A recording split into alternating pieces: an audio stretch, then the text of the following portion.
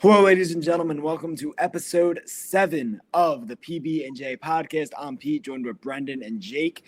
Today we're going to do a Smackdown review as well as other topics leading into WrestleMania. Brendan, let's start us off. What are we talking about first? First thing we're going to be talking about is the Tiffany Stratton and Charlotte Flair promo segment. This was really interesting. A lot of reports saying this was this one off script, and it 100% did. If you watched it, they definitely got each other rattled, or Tiffany really got Charlotte rattled, for being honest here. The whole promo was pretty sloppy. They just have no chemistry, like, with working with each other. Compare that to, like, John Cena versus Cody, how they were, like, queuing each other up. This is all over the place. It's really reliant on, like, a good match at Mania, which I think will happen if they don't actually throw hands with each other for real. But crazy ending to the segment. Charlotte really couldn't speak because the crowd was just booing the shit out of her. So she was so flustered. yeah, I was like the most flustered I've ever seen her in her entire career. She told Tiffany to get the last word, and then Tiffany, I forget what she said, but then Charlotte started making fun of her voice, which is really cringy. I thought that was really stupid. And then Tiffany with the 0-3 in marriage line, which is crazy. The mic drop, and then Charlotte saying Kaiser's in my DMs. That was just so like desperate because like not a single soul on earth believes that. Like, if we're being honest. And then he like tweeted something today. Don't flatter yourself. The Shawn Michaels meme. That was hilarious. But that was just an awful segment. And then, but I don't know. I'm really scared that Charlotte's gonna politic her way into somehow winning this match just because like Tiffany went off script. But I think she might have went off script first. I saw a thing where she went off first, and the funny part is I didn't even think about it. Well, I was watching video because I just thought it was funny, like the whole situation, because it wasn't expected. You thought it would just be like, okay, the usual promos, and then I'm watching this video, and apparently she went off script first, and that's why people are mad at her more than Tiffany. And also, I know they were probably both flustered at one point. But, like, Charlotte's been doing this for so long. Tiffany's somewhat still new. So, like, Charlotte should be like, I know you can get flustered at any time, and like wrestling is just crazy with the crowds. But like it seems like it got her so easily. Like, I don't know. I don't know about if you guys caught that, but like you could see her in her face. She kept pausing, she kept doing that awkward smile. She wouldn't let Tiffany say more than like one line. It also was funny. They almost had like the same outfit idea on. I don't know if you guys caught that. They almost had the same outfit for too. like the second straight time too. No, yeah. Hopefully Tiffany wins. She finally like made herself, even though like it wasn't the cleanest promo battle. I think we can all agree on that. She finally like got her moment because like the one like I think the one promo, like I forget when it was, Charlotte just owned her, and it seemed like Charlotte like maybe knew the script of exactly what Tiffany was gonna say. She finally got her get backs. At least made it more like, I guess, good publicities, or publicity in general is always good. So it's getting the match like people talking about it. Yeah. It's interesting, and I just want to see if they're gonna lean into it or just act like this never happened. It was bad. The promo, it wasn't good. It was really sloppy. They have no chemistry, like Brendan said. In fact, you comparing it to Cody and Cena actually made my heart hurt a little bit. Granted, I have, heart issues, but this is also probably led to that because the promo was not good. They do not have chemistry. And as I said to Jake about 4 minutes ago, Ludwig Kaiser is the first man in history to get accused of cheating, and not a fucking soul believes that. Like, bro, going from Tiffany Stratton to Charlotte is like going from a 5-star restaurant to McDonald's. Like, what are we doing? Like, that is, first of all, it was so desperate. It was not calculated. She could have made that good. She could have, come up with a good line. It was not good because it was off the cuff because she got flustered from what Tiffany said about being 0-3 marriages. Like, that was just, I don't know. That was like lunch table, like back and forth. Like, that's what it reminded me of. In a way, that like 10-second exchange towards the end kind of saved the segment. Yeah, I agree with that. Because I feel like everyone today would just be like making fun of how bad it was, or not really talking about it at all. It kind of made me more interested in the storyline a Yep. little bit, but I feel like not for the right reasons. Yeah. I don't know. The match will still probably be good. Charlotte definitely should not win. Oh, Was not her strongest performance on the mic. She's not exactly the CM Punk of the women's division, but I've heard her talk on the mic better than that before. I don't know. I didn't go back and check, but apparently, if the replay of it, they cut out some lines. I didn't go back and check. I But was Why? Yeah. Why? That's what I'm saying. Like, she might be trying to politic her way into winning this match, and I swear to God, like if Tiffany Charlotte. loses, we riot. Like I Charlotte. swear.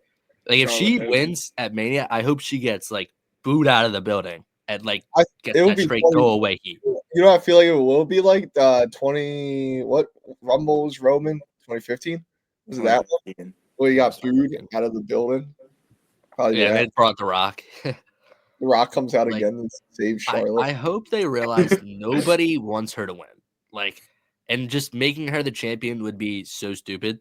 Like I said in a when I was doing my predictions for who's going to dethrone each champion, I said Naomi should beat Tiffany just strictly because of that heel turn. Like if it's Charlotte, she just goes on like a terrible run. I'm just gonna be so disappointed with that. Like, nobody wants that. Like I don't know. But moving on, unless you guys have anything else to add to that. No, actually, I was gonna bring up the Naomi thing again. So I guess if everyone's okay, we can just Yeah, go. yeah. That. How about they turn that around so much? Like I am so interested in what's going on. I think the match could be good. Naomi's on the she's doing some great character work. Even on social media, they're killing it. I'm just so happy that they've shown how talented. I mean, we knew how talented each of them been. I mean, Naomi's been in the company for a decade, and Jade's on the rise still. She looks like $1,000,000. She wrestles great. She's interesting. Like, I think it's a great match. I just found out this. I wish I think the channel's called WrestleLamia. I think I saw it on. This is the first non-title one-on-one women's match in WrestleMania history, which that sounds weird. I didn't know that was a thing. I thought that unless I missed something, but yeah, I'm excited to see this match. I think it's one of the more interesting ones now. I'm very excited for it, and I mean, I think Jade's gonna win, but I kind of want Naomi to win now. But Yeah. No, I think Naomi should win. I know that Jade, it's really hard to predict. Like this is one of those ones that's 50-50, which is a good thing. Like I like unpredictability. But yeah, like Jade, she's on the rise and she could be due for a big push. I'm not sure what Triple H is thinking, but I also think Naomi could be due for a big push just because she just turned heel for like the first time in WWE and it's actually working. Like I was kind of like skeptical at first if it was gonna work because she's been a babyface for so long and kind of like a cringy babyface. But it's working on me at least. I think she's doing some great work. The promos have been good, and this feud has been excellent. So should be a good match at WrestleMania. And yeah, I really don't know who goes over in this match, but either way, should be a banger. Yeah, I'm much more interested in it than I was even a few weeks ago. As for who's gonna win, I think this match is directly correlated to Tiffany versus Charlotte. I think Tiffany wins, then Naomi wins. Tiffany versus Naomi after WrestleMania. If Charlotte wins, Jade wins. Charlotte versus Jade after WrestleMania. Granted, I think both those matches might happen regardless. I think Charlotte versus Jade will happen regardless if Charlotte becomes champion or not. Like I think that's just a match they'll do. Yeah. So I guess the only plus side of Charlotte, if Charlotte were to win against Tiffany, would be that it would be Charlotte versus Jade. But that doesn't exactly like get me fired up.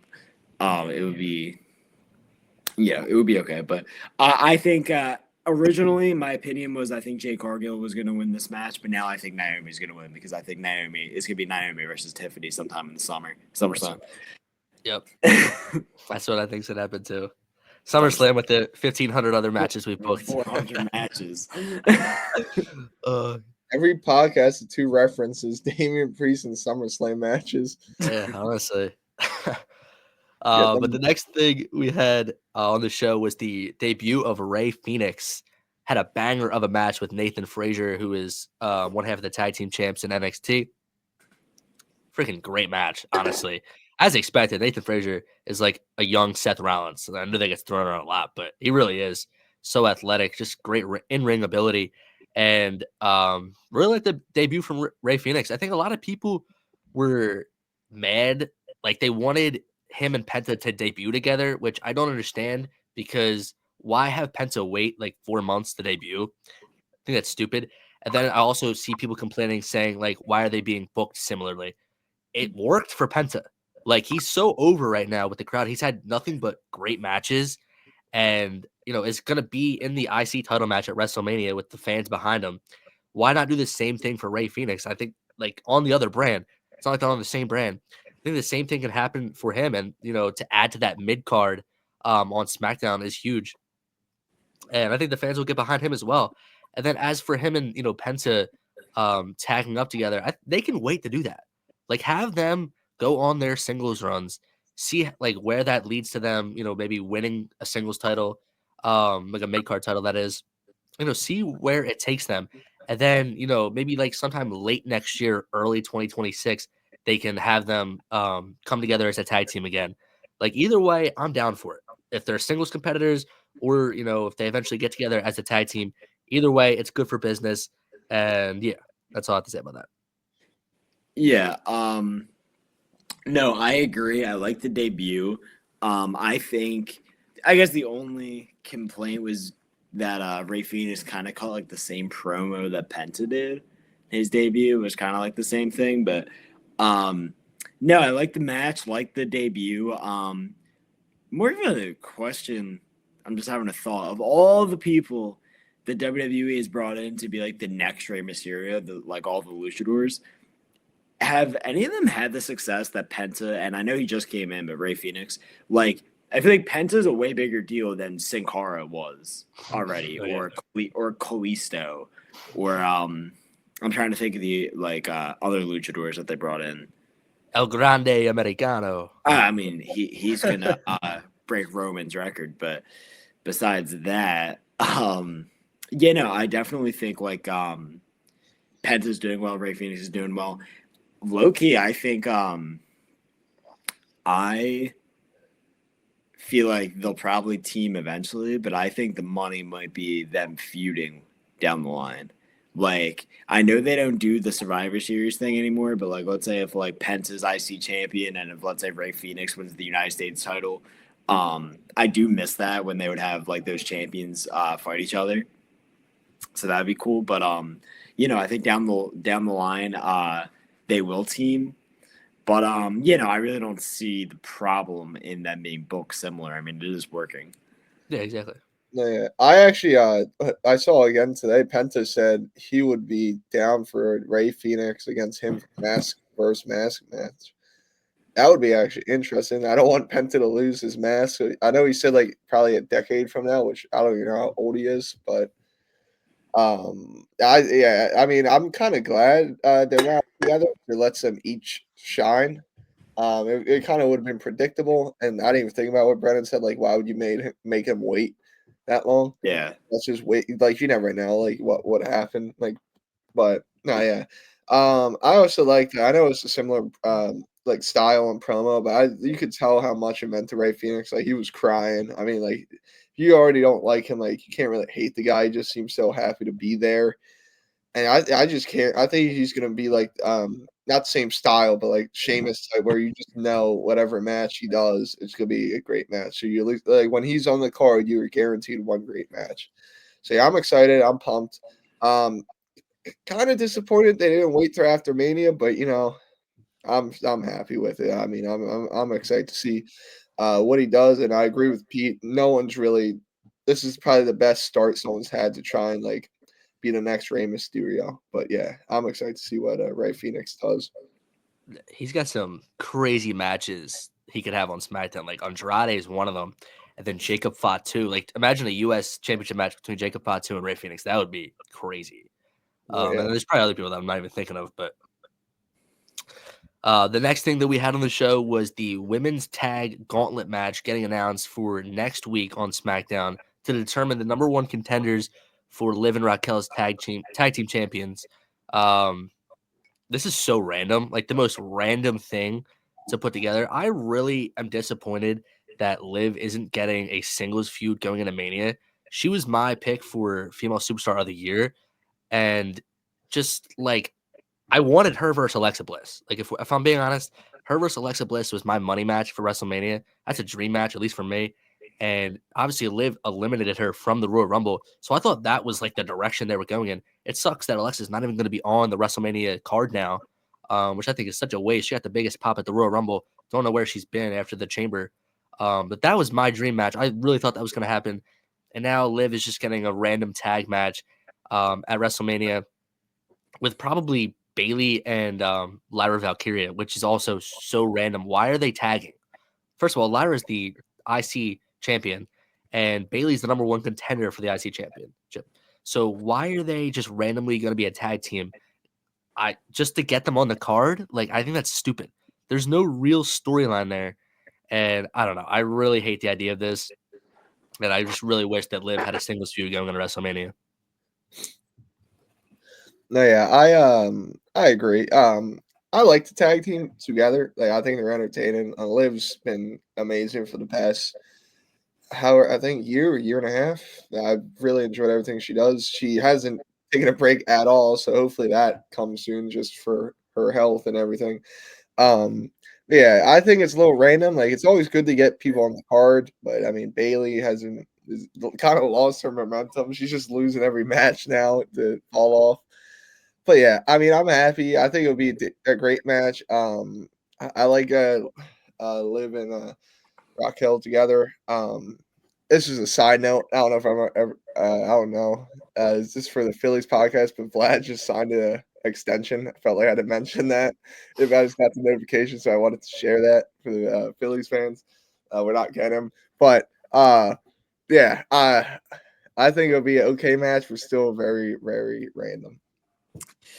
Yeah, it's weird because on one hand I agree with Brendan that Liv Morgan should have a singles match at WrestleMania, a singles feud getting into WrestleMania.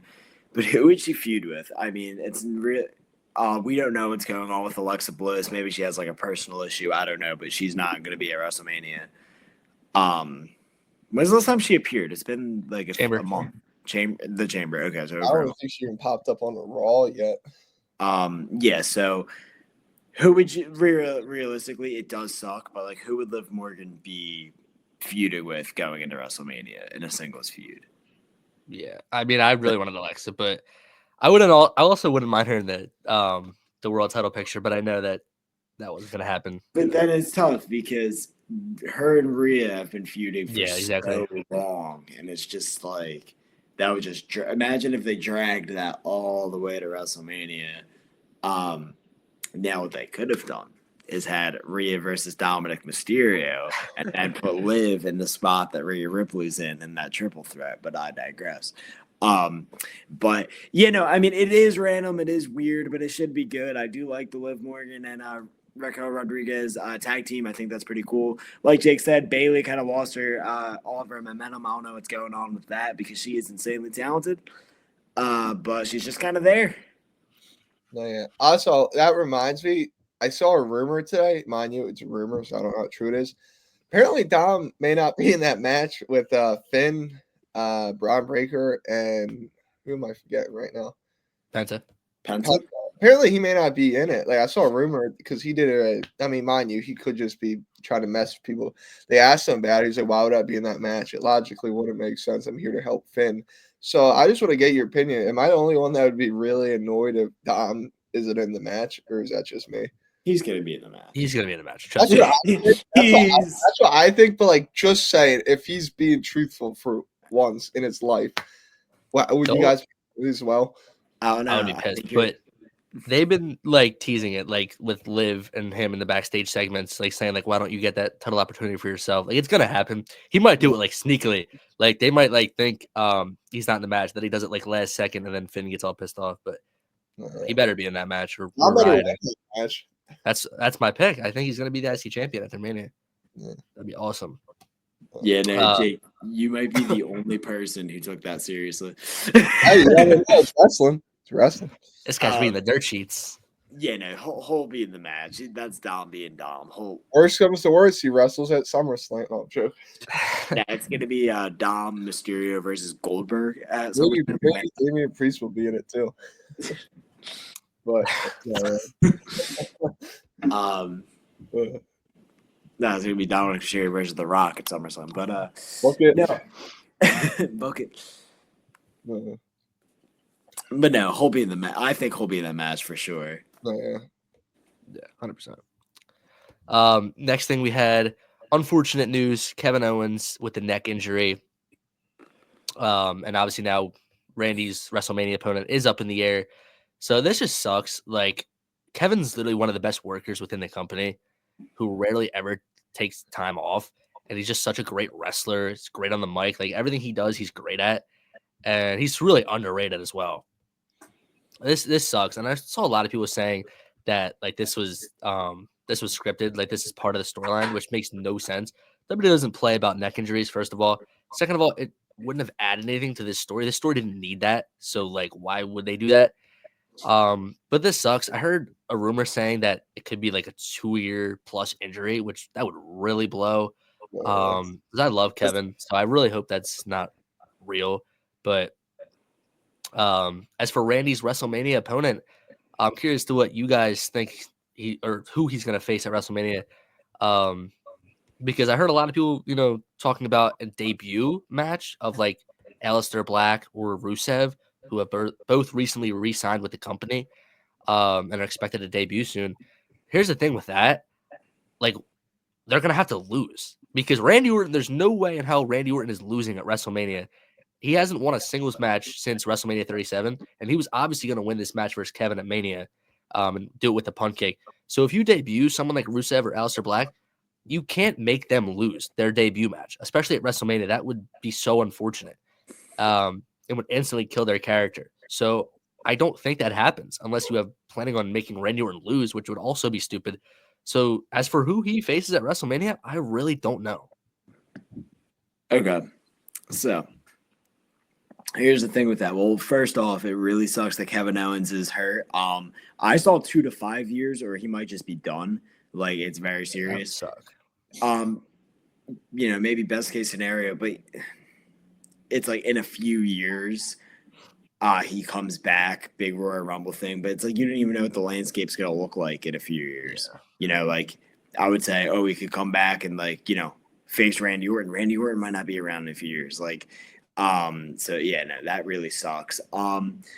Randy Orton is going to, in my opinion, feud with John Cena after WrestleMania. If Cena wins the belt, that match is going to happen for the belt. So he needs to win at WrestleMania.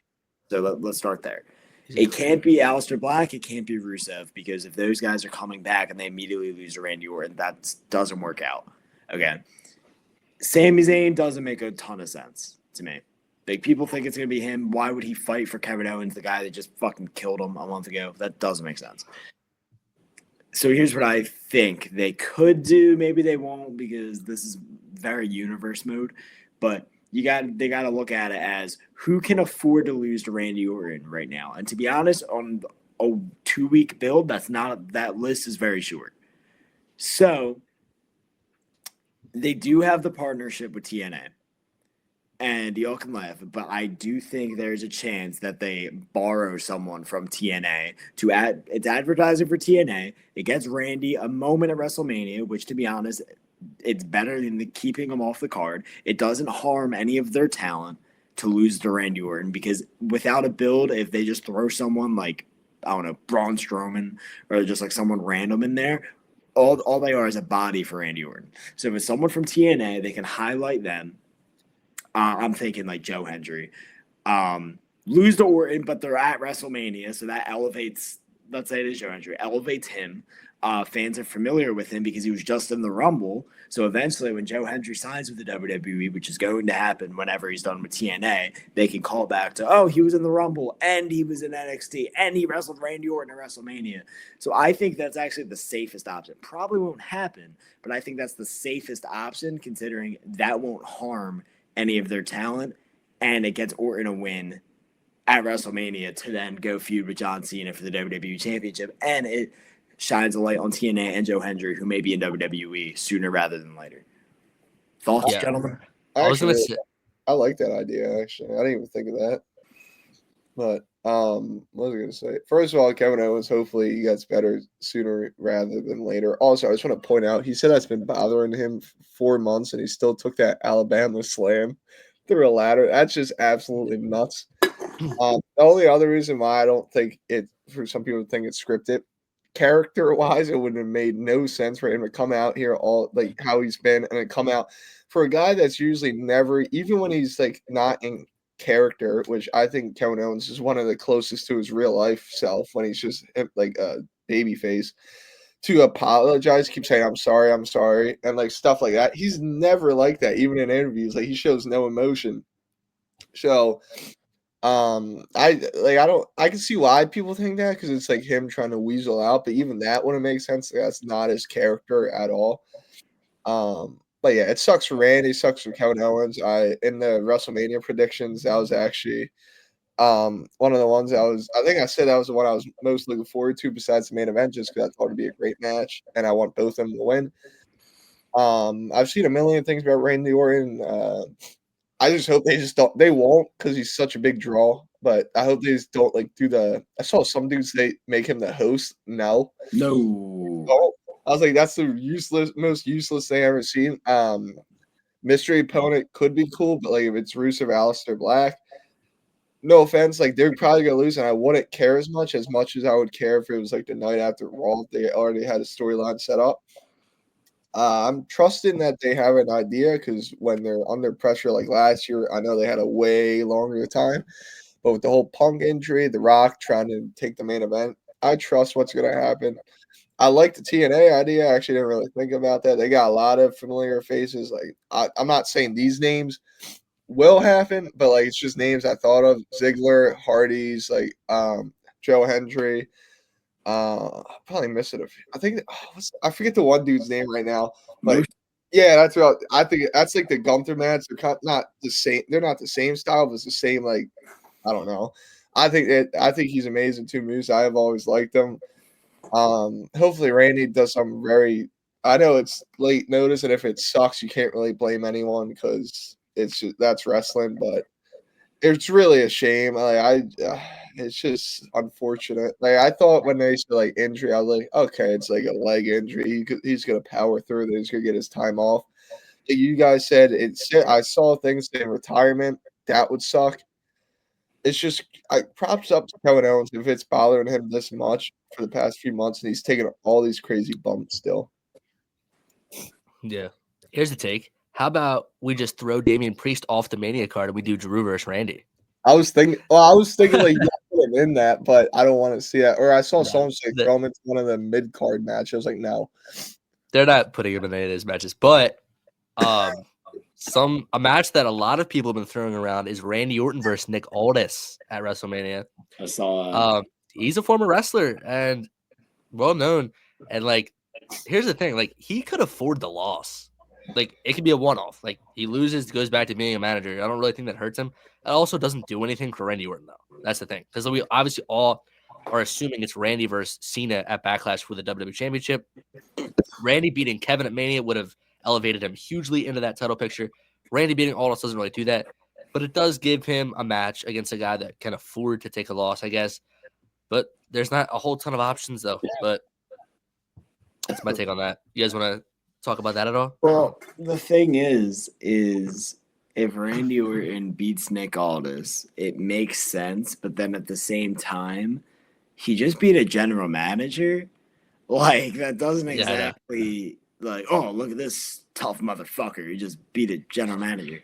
Like, I don't know. That doesn't. I mean, granted, we all know that Nick Aldis was a wrestler, but like, they're not it's tough to make that really sell because they can't show any. From what I know, they can't show any footage of Nick Aldis wrestling.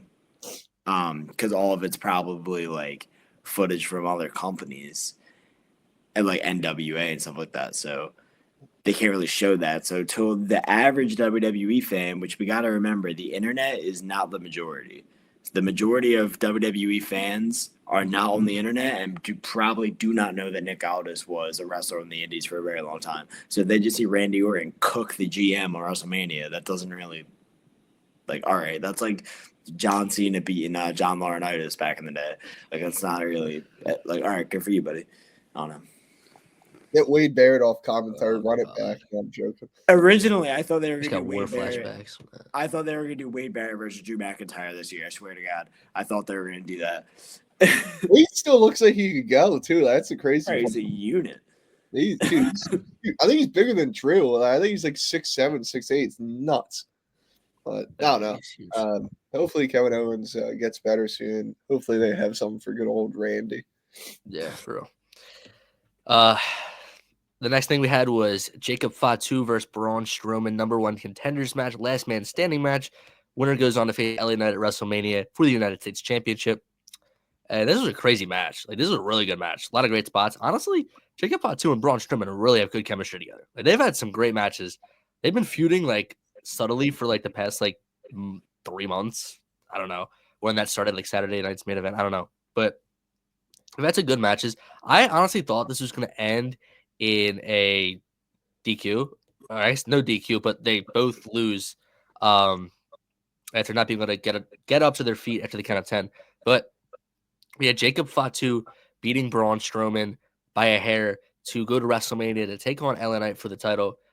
And I don't know if I'm that excited for this match. Like, it'll be a good match, but I really would have preferred like a ladder match for the US title or a fatal 4-way involving like guys like Carmelo Hayes and Andrade. I really did want a ladder match.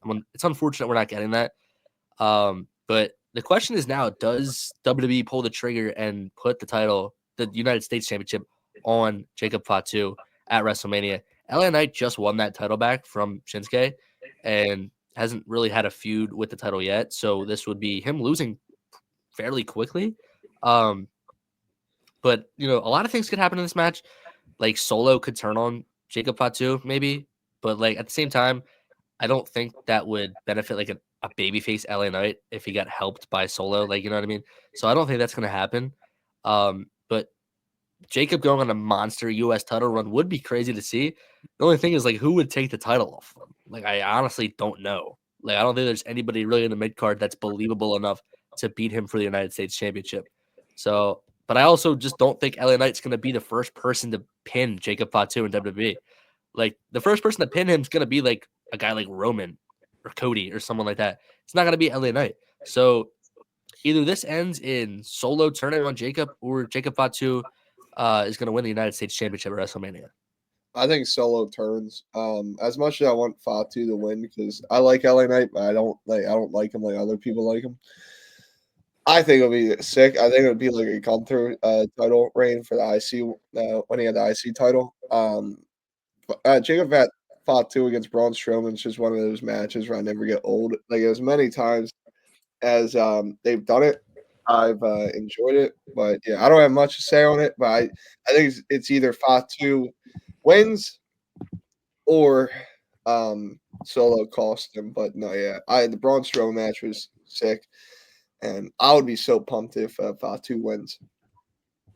Yeah, I'd also be pumped if he won. The question is, and I assume they're probably just, if they announced it this close to WrestleMania, I was going to say this was more of a Vince McMahon thing to announce a match with no intention of doing it, like announcing Jacob Fatu versus LA Knight when they have plans to add Solo in it and make it a triple threat. Do you think that's something Triple H would do? Or no, like if they announce that they're doing it? Because I was trying to think, like, I was thinking, like, I think we're getting Solo versus Jacob eventually, obviously not at WrestleMania. And I do think SummerSlam. I do think Solo is going to turn on them. The question's when. WrestleMania would make sense. Them having some friction being in the same match would make a lot of sense, but that doesn't seem to be happening. I guess he could turn on them in the match. Jacob Fatu versus LA Knight. That doesn't help LA Knight a ton. And it doesn't really make a lot of sense unless Jacob Fatu beats LA Knight and then Solo gets in the ring, congratulates him, and then beats the shit out of him. And then sets up a match SummerSlam. But yeah, I don't know. I to be honest, that's probably the more realistic option for Jacob Fatu to win the match, but then Solo to turn afterwards. Yeah. But yeah, I think eventually I could see Solo being the first one to beat Jacob Fatu. Or the Roman versus Jacob Fatu is something that's going to happen eventually. I don't know when, because I know it's the joke, but I genuinely think CM Punk versus Roman's going to happen at SummerSlam. Yeah. So I don't know. I'm genuinely not joking. I do think that's going to happen at SummerSlam. So I don't know when, but I think Jacob is going to be LA Knight at WrestleMania. Sucks to be LA Knight. You just won the belt back, but you're losing it, brother. I just want to mention, I forgot, when you said CM Punk, it reminded me. On this day a year ago was WrestleMania Sunday night. That's crazy to me. I just want to share that. And what a night we've all experienced. If you guys didn't know, me, Brett, and Pete were all there. What a night that was. But it's crazy. It's already been a year. But wow, that is nuts. Like this year's Mania will be good, but I don't think it's going to top last year's Mania. Yeah, I'm not as excited. I mean, granted, I knew I was going last year, but I'm not excited for this year as I was last year. Last year was just perfect. The whole day was perfect. Yeah, seeing Cody finish the story, the three of us sitting outside of a casino waiting for an Uber that never came for like an hour. But yeah. And then for the main event of the show, we obviously had CM Punk finally revealing the favor to Paul Heyman, and the favor being that Paul Heyman be in his corner at WrestleMania rather than Roman Reigns to take Roman out of his comfort zone. I know a lot of people were underwhelmed by this, but like at the same time, you can't expect them to make this favor to be added into the Cena versus Cody match when there's 2 weeks until Mania. That would just like make no sense to either storyline. If that was gonna be the favor, they would have done that like right after the Chamber. Like the fact that they didn't, I knew it wasn't gonna happen. Yeah. So this being the favor, it makes sense. Like obviously, the whole time they were saying it has to do with Roman, so it was semi-obvious. And back in was it 2014 or 2013 when Paul Heyman and Punk had that segment when Paul Heyman said like one day I'm gonna walk you down the ramp at WrestleMania in the main event. So full circle moment. That's finally gonna happen at WrestleMania in the main event, but. As for what I think is going to happen at WrestleMania is a huge swerve. I do think that Punk and Roman are going to be going at it in this match, and I think Paul Heyman will have some involvement, and I think there'll be a point in the match where he'll be forced to choose between the two, and he won't choose either of them. I think he's going to walk out of WrestleMania with Seth Rollins, which is a crazy take, but Seth Rollins, other than his hatred for Roman Reigns and CM Punk, doesn't have any involvement in the Paul Heyman storyline, which I find to be kind of weird. Obviously, every time that they've interacted backstage, Paul Heyman seems like terrified. And then Seth was laughing his ass off when Punk revealed the favor. So I think they're trying to make you think that like that's not going to happen, but I do think that Seth Rollins is going to align with Paul Heyman in the main event. I think Heyman's going to like, who knows, like double low blow Punk and Roman, and then allow Seth to win this match. I actually think Seth should win this match because Seth was the MVP of last year's WrestleMania. He took the loss to Drew. He lost to Roman and Rock. He took that Superman punch in the main event from Roman. So I think he does deserve to win this match. I know a lot of people will disagree with that. It is Punk's first Mania match back. Roman Reigns is just Roman Reigns. But I think Seth wins this due to the fact that Paul Heyman turns on both of them, and then we get Heyman and Seth going on a crazy run in the summer with Seth Rollins dethroning Jey Uso for the World Heavyweight Championship. It's a crazy take. It has a long shot of happening, but that's my prediction. Interesting theory. I could see it happening. I don't want it to happen though. Like that would genuinely upset me. Like I don't know. I could see that happening for sure, and it's a good theory. But I also want to see a good run of Heyman with Punk, like back in the day, like 2012, 2013. Would it be as good now? I don't know. Does Punk need Paul Heyman next to him at this point? Probably not. It would probably complicate things a little bit, but yeah. That's a good theory. Now I'm trying to think of anything else that could happen. Punk or Roman winning, it's kind of like I don't know. I'm more interested in Punk versus Roman right now than I am the triple threat. I mean, don't get me wrong, I'm excited for the triple threat, but Rollins having that theory does make sense just because as of right now, Rollins has no involvement. Like when you really think about the story, he doesn't belong in the match. Yeah, 100%. Like, yeah, I don't know. I could definitely see Rollins winning, and then Punk and Roman having a feud in the summer while Rollins does something else, probably going in for Jey Uso or something like that. But yeah. Do we think at this point it doesn't matter because Punk is doing like everything Punk's involved in is like as or bigger than the title? But do we think Punk ever being champion again is kind of dead at this point? I don't know. Like honestly, if Cena wins at Mania, I could see Punk being the one to take the title from him.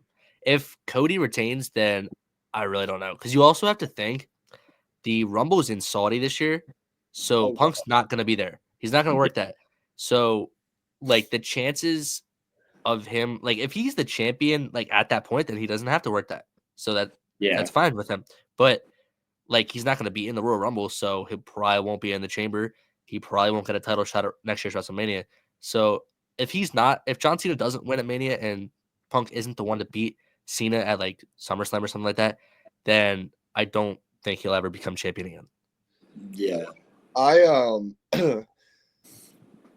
The one thing I keep noticing is Seth Rollins was so pissed off about the main event, but like last Smackdown, he keeps talking about a new perspective on everything, and like he seems very excited about something. And Seth Rollins, we know, stabs people in the back and could put on a good poker face. Even though saying that, I still think they're going to do Punk and Heyman for a while because I think Triple H knows everyone's thinking Seth now. And as much as I love Seth, I really don't want to see him like. I know there's nothing really else for him to do, but I don't want to see him with the heavyweight title just because it feels so like new. I guess like I don't know how to explain it.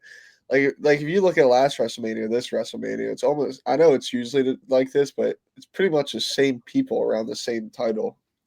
Like I don't know, like Punk. I feel like for me, I would love to see him with the title. I don't know how long it would be. I like the Cena idea. I think it's dead that Heyman and Rock, that whole thing. I think that's pretty much dead. I know that was the thing for the longest time, but you never know. And they already did the thing where Paul still backed up Roman with the new bloodline, so they're not going to do that thing. I think the best chance of happening is Seth, but I feel like they're going to do Punk stays Heyman for a while. But I think it's just. I feel like WWE is about to do so many nostalgia like matches and segments, like Heyman, Punk, Cena, Randy. Like it's gonna make us feel old, but I think it's gonna be interesting. I think Paul's gonna come out with that like disheveled look, like that he's done, red eyes, like gray beard, hair is all messed up, like he looks like he's been through a lot, which he has. Yeah, I think it's gonna be great. I think that's more it's not a hot take, everyone knows this is more unique, like has a better chance of having a very unique ending than Cody Cena, because that's 50-50, so I guess that's still very unique, but there's just so many factors that play into this triple threat. I'm excited for it, and yeah, I think Paul's gonna stick with Punk for a little bit. I don't know, man. I really just think like they want like both main events to end with something crazy. Like obviously this match doesn't have a title, so it's not going to be like somebody winning the title and then that's just a great way to cap off WrestleMania night 1. like last year, the end of WrestleMania Night 1, like that was crazy.